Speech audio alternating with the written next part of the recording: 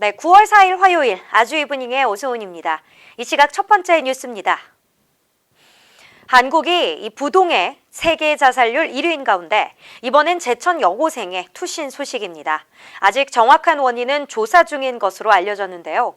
경제협력개발기구 OECD 회원국 중 지난 13년간 한국 자살률은 1위입니다.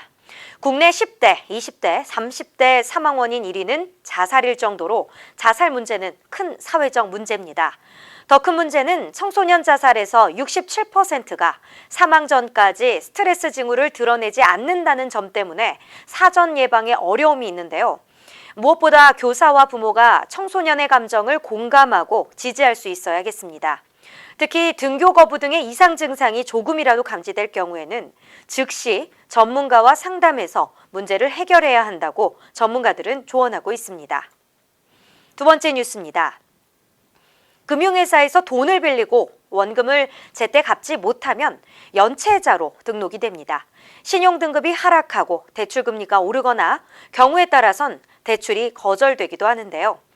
금융감독원은 금융회사가 대출 연체 정보를 등록할 때 이를 채무자에게 미리 알려주는 소비자 안내 가이드라인을 마련해서 내일부터 시행한다고 밝혔습니다. 금융회사는 연체 발생일로부터 영업일 5일이 지나면 단기 연체자로 신용조회회사 12에 등록하고 3개월이 지나면 종합신용정보집중기관인 신용정보원에 장기 연체자로 등록을 하는데요. 금감원은 가이드라인에 따라서 단기 연체 등록 전에 그리고 장기 연체 등록 전에 채무자에게 등록 예정일과 불이익 등을 안내하도록 했습니다. 결국 연체 정보가 등록되기 전 채무자에게 이 사실을 알려서 연체금 상환을 유도하는 취지인데요.